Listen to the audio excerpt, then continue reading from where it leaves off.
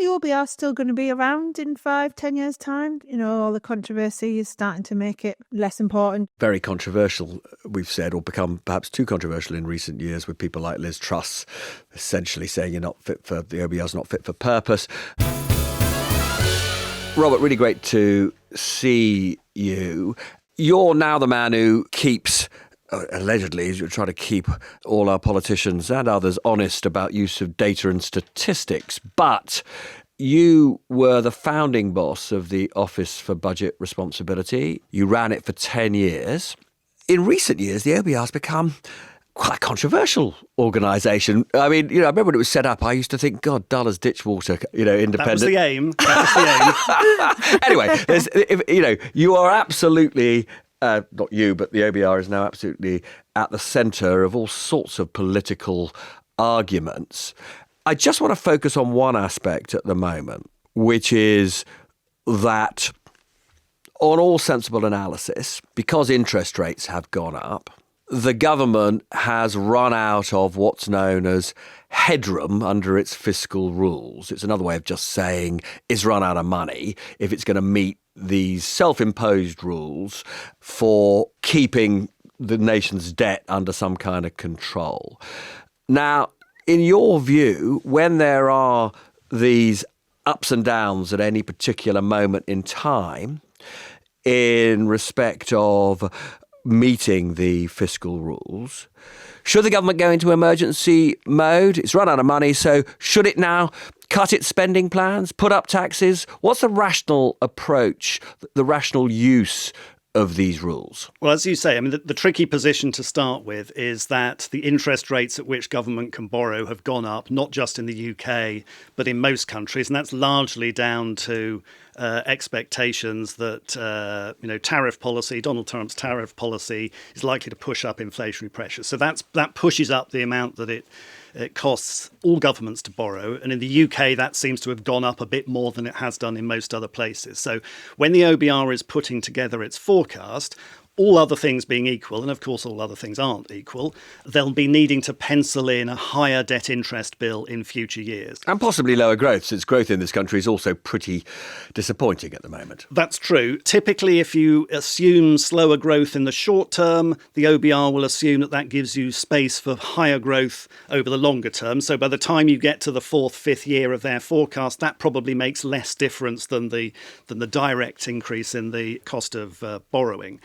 When Rachel Reeves set out her first set of fiscal rules, she left a bit of wiggle room in that against one of the targets of the difference between revenue and spending, to simplify somewhat. And as you say, we will discover how much of that has been eaten up when the OBR gets to do the forecast. But let's assume it's all been eaten up.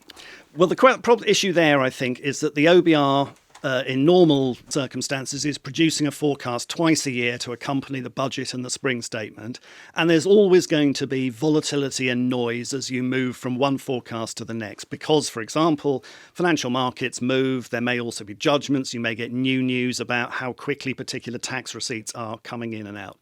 So I think there's a genuine question as to, do you really want to be fine-tuning the tax rates you're expecting to impose on people, the amount of money you want to devote to public services, when these things are going to bob around to some degree from one forecast to the next? But if markets are saying you've bust your rules, that's a problem, and you don't react as a government, you could find yourself in the position where investors punish you even more. I think there's an interesting question as to how fixated investors are on particular fiscal rules. I think investors will realise, like the rest of us, that governments over the last 10 to 15 years have embraced and abandoned more fiscal rules than Henry VIII did wives.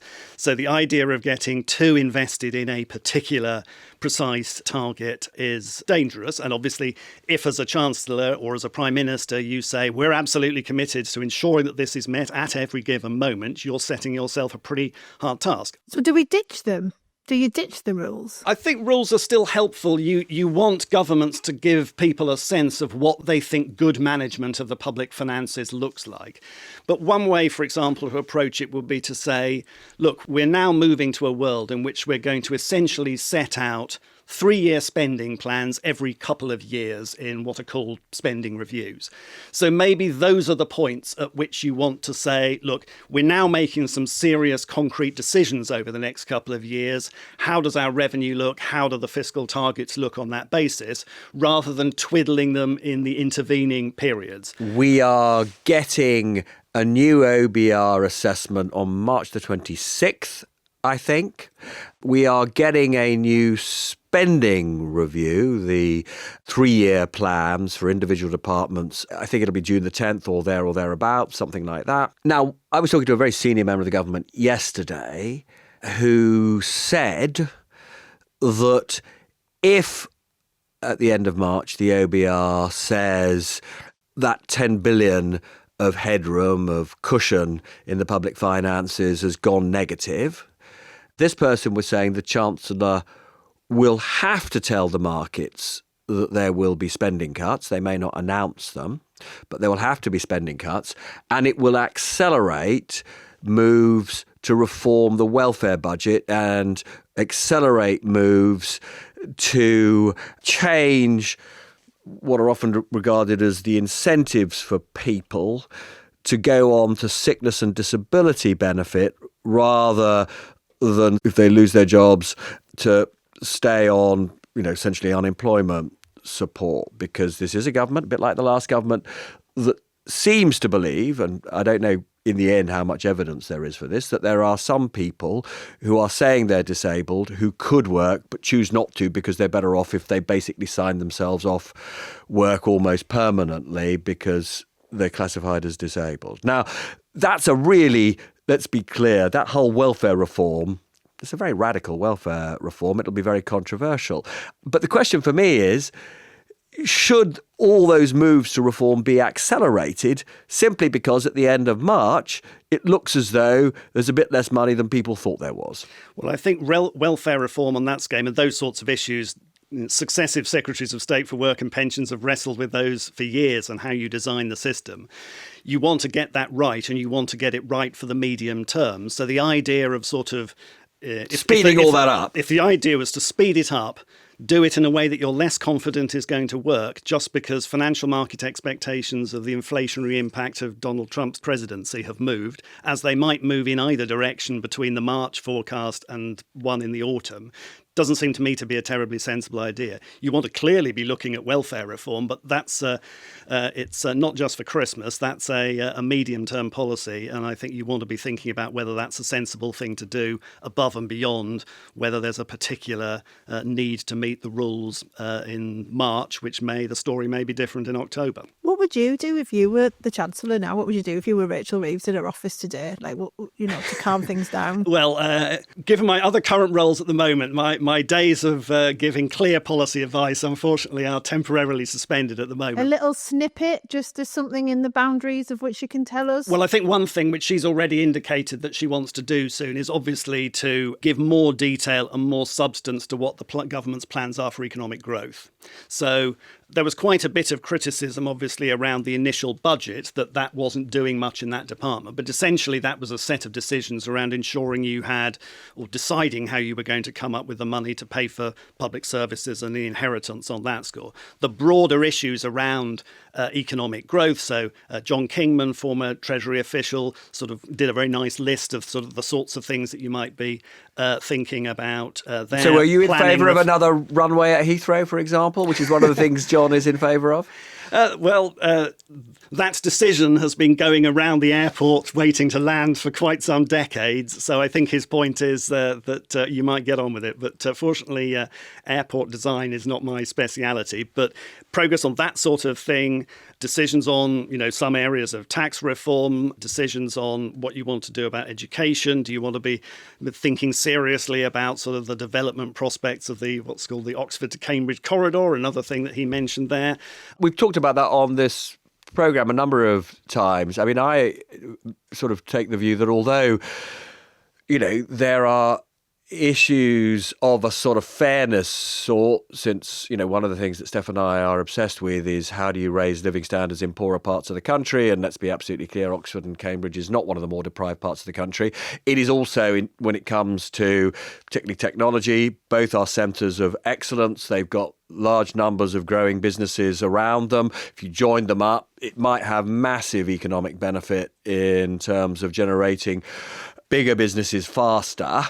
It sounds like a no-brainer. It sounds like the sort of thing that any sensible government that wants to generate growth ought to sign up for, making it easier to get housing and transport developments between Oxford and Cambridge. But rather like putting additional runways in Heathrow, there are some people who are more affected by the costs and the downside of that than others. So taking the decisions to press ahead with that when you have winners and losers is not straightforward. And the losers are the losers are the NIMBYs who don't want new housing developments near their lovely cottages. That might be slight oversimplification, but that would be one of the factors. In terms of the distribution of welfare and economic well-being around the country, that, of course, was one of John's other proposals, is that you should make further progress in decentralising some tax and spending powers to local authorities, to the big authorities, and that requires the Treasury to loosen its grip a little bit over some of those decisions. That was one of the points he made, which is not just about overall productivity and national well-being, but distributing it equitably across the country. At the moment, you're chair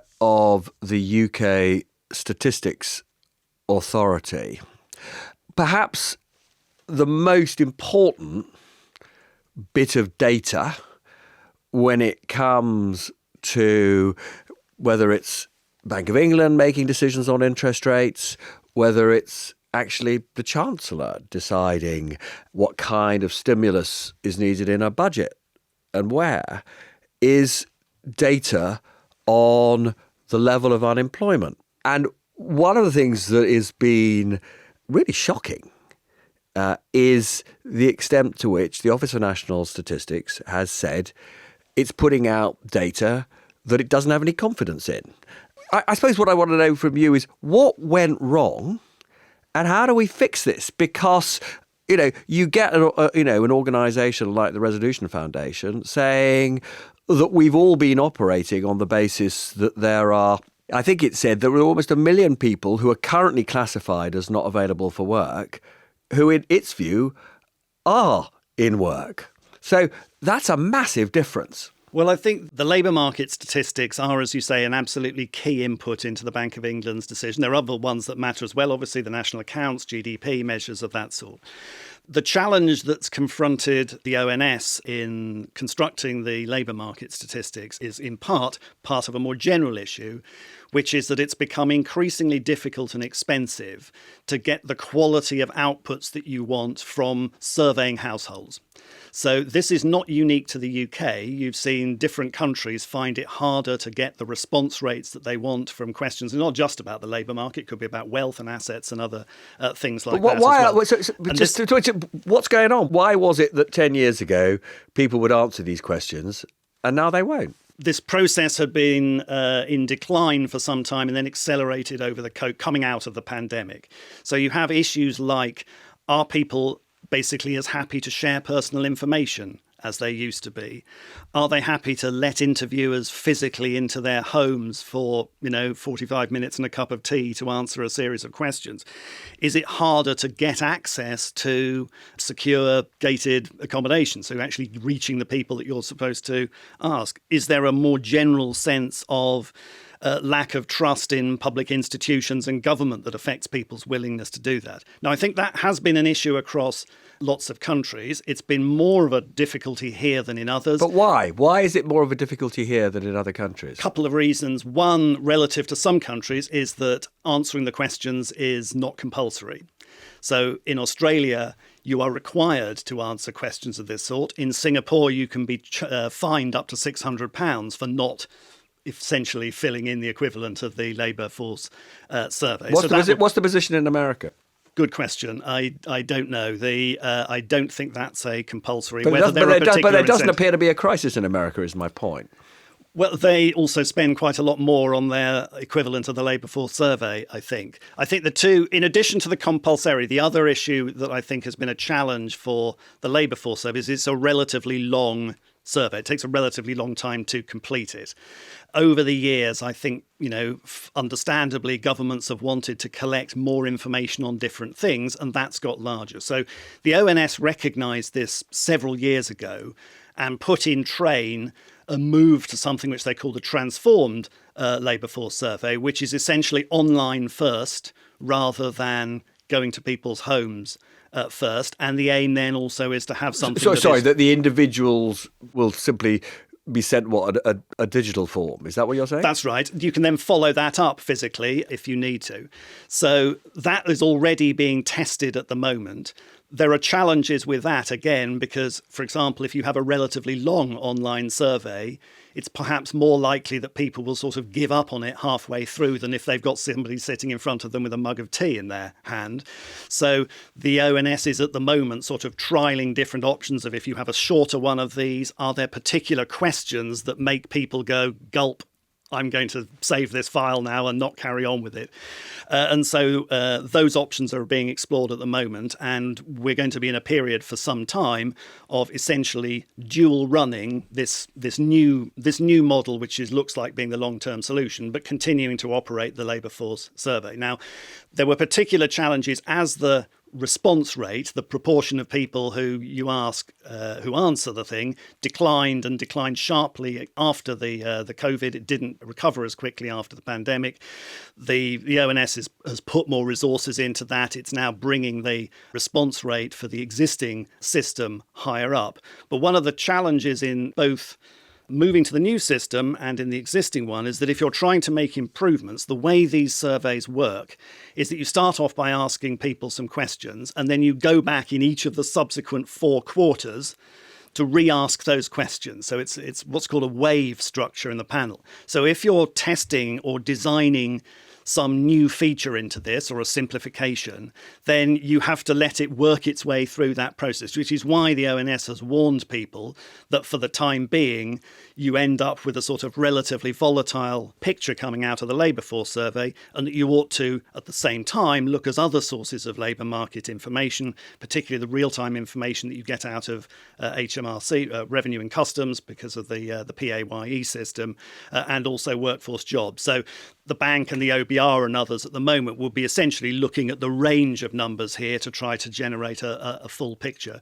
And that's going to be true for a while. I'm getting really exasperated here because what blows my mind in all this is that we're asking people to do a survey. Like, surely there's enough information out there captured from all the different kind of public bodies to do with, tax revenues, benefit claiming, council tax, everything else. Why do we need to ring people or go around the house and ask them questions? I mean, it really can't be challenging to design some kind of AI model that essentially processes all of the data that Steph is talking about in real time, every second of the day, such that as she says, the notion that you want somebody going around with a mug of tea or even being sent a form is just absurd. Well, I think Steph's identifies one of the big trends that you've seen across a whole series of statistics is making more use of administrative data where you have it. So, as you say, pulling together, and this is a big debate, for example, about how you might think about doing censuses in the future. Can you get enough information from combining health records, social security records, etc., together? Pulling all of that information together and sharing it is not quite as straightforward as shoving it into ChatGPT, I'm afraid. But there's clearly scope to use those sorts of techniques. I mean, one challenge coming back to the distribution around the country is that there are some parts of the population that we do and should care about that are less tied into the administrative data. And so one of the reasons for needing survey activity is to ensure that there are particular types of people in the country that you don't lose or, basically become invisible to the data that you're trying to collect. So I think for the foreseeable future, you are seeing, partly because of the pressure on response rates, a greater desire to make as much use of the sort of administrative data that Steph's described there as you can.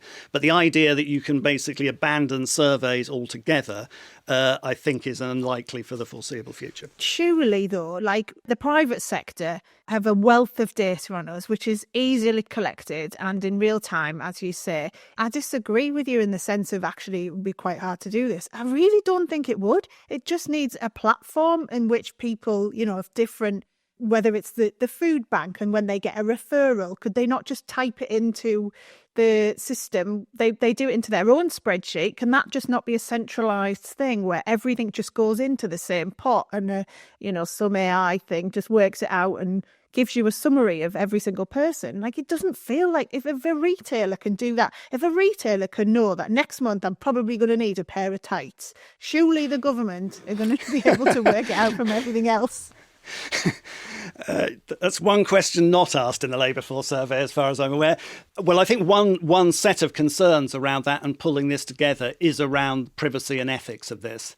Are you able to ensure that if you are pulling in data, that you're linking it to other sources of data from other people? You're doing that in a way which will start to identify individuals, and the processes and the safeguards that you would need to put in place to ensure that that was done safely. It wasn't compromising people's security of their financial information, the security of their health information is not to be underestimated. And indeed, it's one of the reasons why it has been so challenging even to get data shared from within government, let alone from the people deciding whether you need to buy new tights, because different departments are anxious that if they share their data with other departments, what happens if there is a breach? What happens if the data are used in ways that they think are inappropriate? So that is really not to be underestimated as a challenge. On AI, there are areas in which it is being, explored and used. One of the challenges with moving to the new online TLFS, an existing challenge, is people answering the question, what occupation are you, what industry are you in, which people will have a different sense of unless you give them an exhaustive list of options. And one area I think where AI is being explored is if you look at all the answers that people give to those, can you get that to sort things out into a more rigorous assessment of what people's occupations are, what industries they are, which is important to the granularity and the detail that you're trying to get out of the information on the labour market, for example. I mean, I think given we have dwelled on this quite a long time, it is just important to explain why it matters when data on how many people are employed or not employed or sign themselves off work, why this matters. Because the amount of so-called slack in the labour market, the amount of unused capacity in the economy is an absolutely central judgment when it comes to where the Bank of England sets interest rates. And it has been a source of considerable concern to me, particularly since this is also data they feed into their economic models, that we cannot rely on the information that's been coming out from the Office of National Statistics on all of that. I mean, at a time when there is, understandably, not a lot of confidence that the Bank of England has been setting interest rates at the right level. I mean, one of the things that, I'm slightly concerned about, we just today, as we're recording, got the latest inflation data. That actually does show that when it comes to core inflation and services inflation, that now it has come down rather more than people expected. The economy is patently bumping along, stagnating. I'm one of those people who thinks the Bank of England should have cut interest rates at its last meeting. We're now going to have to wait till February to see whether it's going to cut interest rates. So against a backdrop where many of us think the judgment of the Bank of England in terms of where to set interest rates is not what it should be, the lack of robustness in the data is another source of anxiety. Well, it's certainly a source of frustration. I spent 10 years, as you know, being in charge of the OBR's forecasts over 5 years, of which the question of how much spare capacity is there, how much is that, how is that going to evolve, was a key judgment in every one of the 20 or so forecasts that I had to preside over. And one rule that we always made for ourselves is that we would never write down now is a uniquely difficult time to do a forecast, because there are always reasons why it's difficult to do a forecast. And obviously, the ones that you can tackle or that you can improve, it's always worth looking at that and trying to do that as best you can.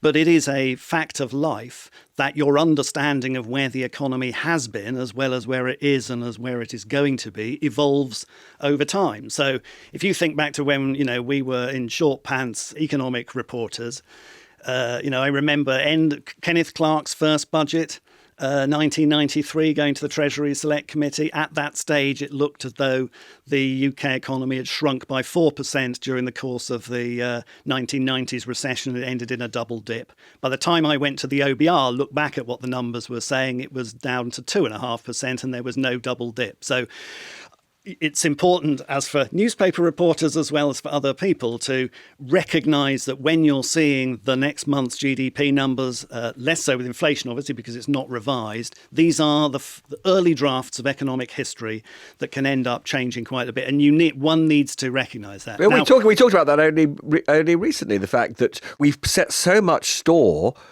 by data that comes out on any particular day, and it often takes years for us to be told, actually, the economy, we all made this huge thing as journalists that the economy was in recession. And then, a few years later, you discover the economy wasn't in recession. It doesn't inspire confidence, does it? Well, it's a feature and not a bug. So take the national accounts and the GDP story. You get more information on that months, years after the first stab at it. So the most obvious example is that takes quite some time to get information from self-assessed income tax returns, which tell you a lot more about the level and distribution of income. And you're having to put that in place, 18 months, 2 years after the event. I think there's an interesting in terms of the what difference the quality of economic data makes to economic decision making and the consequences of that. That is an important point. And it's an area where I think I would expect people like the Treasury and the bank to be sort of, taking a step. We're coming up to a spending review. The ONS, like every other department, is obviously going to be answering the quiz sheets that the Treasury sends out about should you be doing a bit more, bit less here. But the more profound question of have we got the ongoing economic evidence base that we need to make good policy decisions, and how much are we willing to invest in that, is quite an important one. Because if you believe that by spending another £200 million a year on economic statistics, we could ensure that the next recession is 1 or half a percentage point shallower than it otherwise would have been, that's a pretty good return on that investment. There's a counter view, which is basically monetary policy is as much an art as a science. Yes, you could improve the quality of this, but frankly, there's enough fog to look through even at the best of times that maybe it doesn't make a huge difference. But if I were in the Treasury and or the bank, I think you would be sitting to yourself and saying, well, OK, look, let's not just look at the incremental use of X million pounds here or there, but what is it worth investing in for the quality of economic decision making? And there's not a straightforward answer to that, and they're probably best placed to But judge. you did point out they spend a hell of a lot more in America on getting robust data than we spend here. And not without some of the similar difficulties about getting different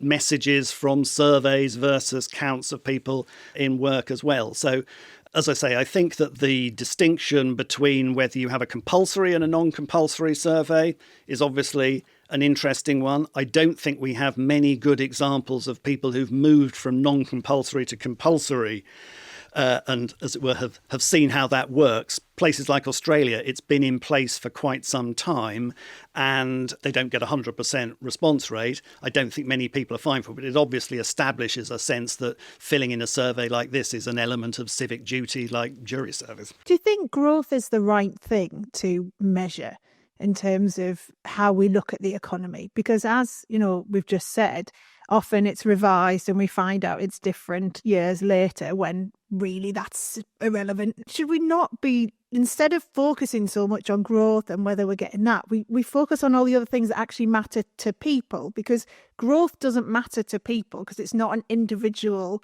thing, is it? It's an average. But given it always changes and it's really hard to forecast, it's like a bit of a waste of time, and it can knock politicians off plans because they think, oh, that figure's not right, we should do something different. And it just feels Is it the right thing?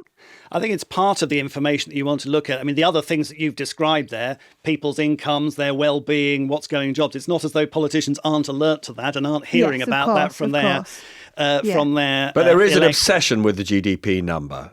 I mean, people are more focused on it than they are, for example. I mean, we've talked about, the problems with caring about unemployment if the numbers are completely unreliable. But, I would take the view that jobs and incomes, living standard numbers are way more important than the GDP average. Well, part of it is obviously its usefulness in steering the economy. The other issue, I think, as you say, is that, some of those other data give you more a sense, and this comes to Steph's point about it being an average, is that if you're looking at the distribution of income, it's core to, your measures of inequality or measures of child poverty. For example, when I was at the IFS, we spent an inordinate amount of time looking at how the GDP figures in aggregate, once you started looking at, individual households, the impact of housing costs in different places on different things, absolutely part of the richer picture. We've also actually, though, now embarking, it'll be over quite a lengthy time horizon, I think, of an international effort to revisit the way the GDP numbers are put together, a thing called the System of National Accounts, which a lot of work has taken place on there. For example, around the extent to which we take sufficient account of the depletion of natural resources. So if you're basically getting a lot of GDP growth and you're doing that by denuding, the environment, shouldn't there be a measure which is capturing that impact as well? Now, can I just take you back a long, long time? We were both at the FT in the 1990s. You were the economics editor. I was the political editor. The glory years. The glory years, bit of healthy internal competition. So you then distinguished career doing other things, end up essentially creating the Office for Budget Responsibility. It's now a massive part of the sort of public service government infrastructure. Very controversial, we've said, or become perhaps too controversial in recent years with people like Liz Truss essentially saying you're not fit for, the OBR's not fit for purpose, and quite a lot of Tories essentially accusing the OBR of being a lousy forecaster. So I suppose two questions. One is, do you think that the quality, if you look back to our time when we were holding both the Tory and the Labour government to account, do you think the quality of decision making by chancellors and indeed prime ministers has improved as a result of the creation of the Office for Budget Responsibility? And secondly, when you hear politicians, particularly on the right, say the OBR's forecasting record is lamentable, what's your response? Well, let me come on the latter one first. I think if you look at the performance in simply comparing the quote-unquote errors, and that is actually, changes over time from the previous estimates on things like economic growth and the level of the budget deficit, in the pre-COVID, pre-Ukraine period, then I think certainly the evidence was that the errors in the OBR's forecasts were smaller than the errors in Treasury forecasts over the previous 20 years. Now, in many And how ways, does it compare with private sector forecasters and think tank forecasters and all that? Well, on the GDP forecast, the OBR's forecasts have tended always to be relatively closely in line with either the Bank of England or the average of outside forecasts. So it's not. So relatively speaking, it's not performed. Yeah, well, the difficult comparison with private sector forecasts is that the OBR is tasked with producing a forecast of what do you think is going to happen based on current government policy.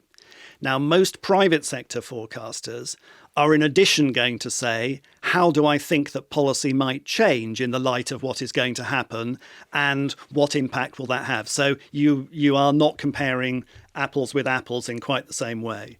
And so just to be clear, private sector forecasters basically have a greater ability to deploy what you might call intelligent common sense judgment in a way that the OBR is not allowed to do. I think it is right that the OBR is required. The OBR is there, as it were, to hold the government to account and to assess what the impact of government decisions is. It is neither to recommend nor to predict what governments will do in the future. Now, even in my day, there were areas where that gets a bit grey. For example, it was always government policy and has always been government policy that you're going to raise fuel duty in line with inflation. But it never happens. So the forecasts included that, but you always had to write, by the way, if you look at the last 20 I know, it's one of the most surreal bits of those reports. Every time you have to assume that it's going to increase the rate of fuel duty. And then you always have this footnote saying, by the way, don't believe this forecast. Or making it clear to people that this is a conditional forecast on what the government is intending to do.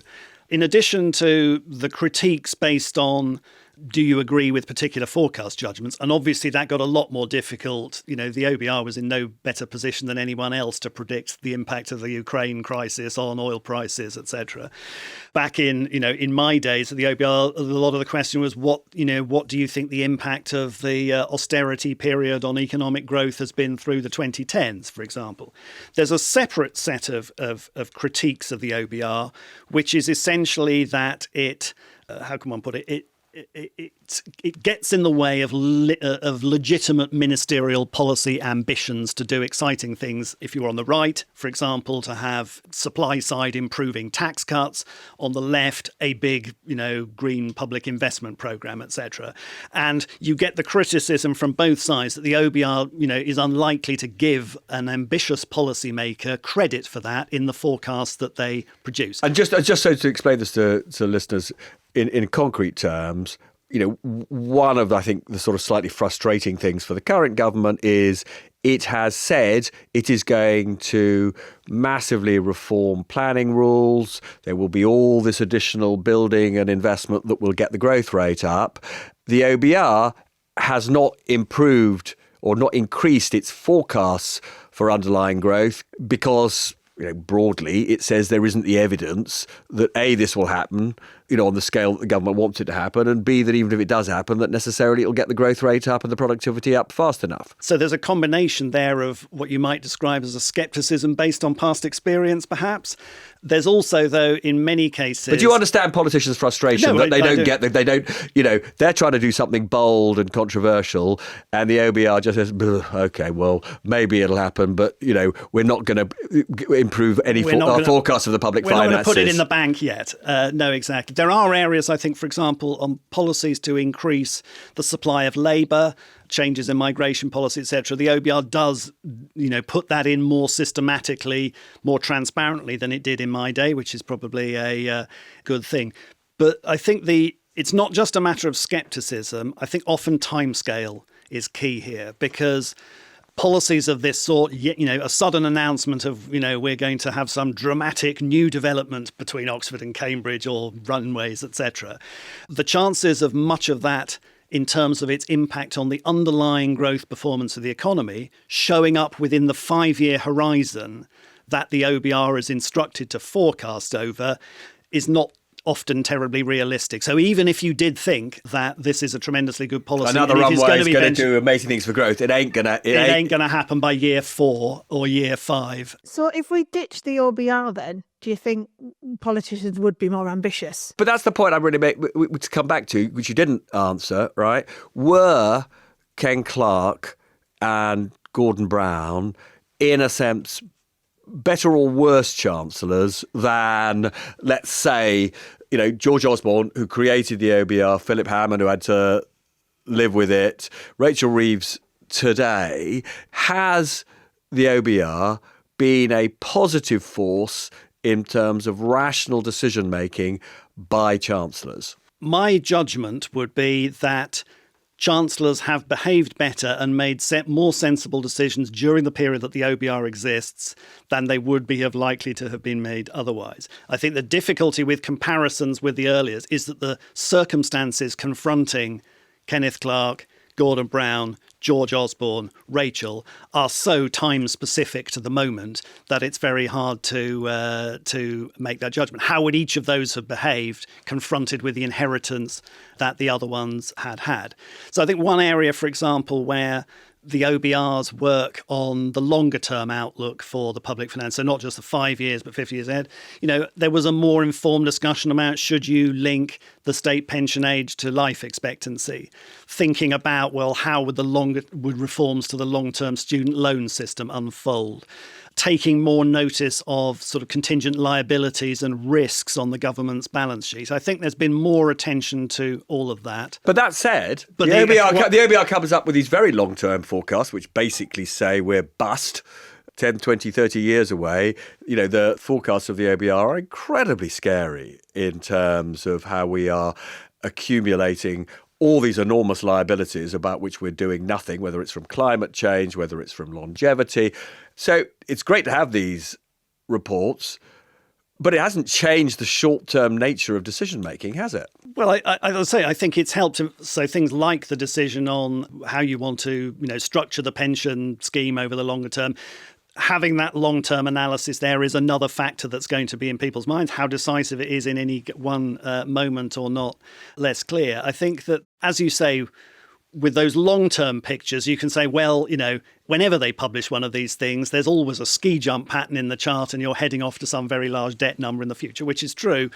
But saying, have the decisions that the government has made in the last year or so made that outlook look better or worse is still useful information, even if there's a lot of uncertainty as to where you would be in 40 years' time. So I think some of the work they've done after my time on net zero, for example, issues like if one consequence of move to electric vehicles is essentially that we're going to lose all fuel duty, what's the consequence of not doing anything about that? We come back They're still not doing anything about it, though, Robert. We come back to another one of John Kingman's recommendations on his top 10 list of having to think more seriously about things like road pricing. Totally right. Ironically, if there is a silver lining to the reluctance of politicians ever to put up fuel duty in line with inflation, is that there's less of it to replace now as electric vehicles whittle the rest away. But that's that is searching for a silver lining a bit. Do you think the OBR is still going to be around in 5-10 years' time? Do you think,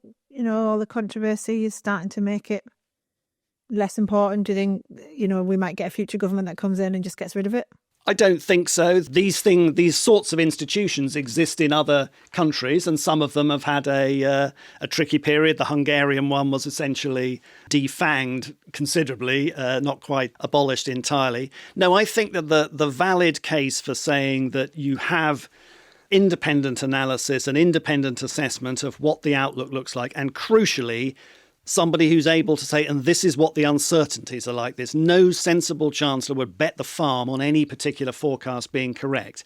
And I think one of the things that the OBR does that is less visible but extremely valuable is during the course of running up to a budget is really kicking the tires of the forecast of every individual tax thing, looking at the costing of individual policy measures. Not much of that is visible, but it's a very important element of scrutiny. Now, the whole OBR model was designed to start with, which this is not a body that takes policy decisions or indeed tells politicians what policies they ought to do. So even if the OBR's forecast shows that the government is no longer on course to hit its fiscal rule, it's not the OBR's job to say, should you change the rule, should you change the policy, or should you just ignore it and hope that something comes up? Those are rightly decisions for elected ministers to take and not the OBR. The OBR is very much at the level of providing analysis, numbers, transparency as best it can, but it is up to our elected politicians to make the decisions and to justify them. And I would argue that in a world in which we have more politicians who have no shame in describing blatant lies as truth, we need the OBR more than ever. Robert, thank you so much for your time. That's been fascinating. Thank you very much indeed for asking me. Absolutely wonderful to have you. See you again soon. Yeah, that's it from us on The Rest Is Money. Bye-bye. Bye-bye.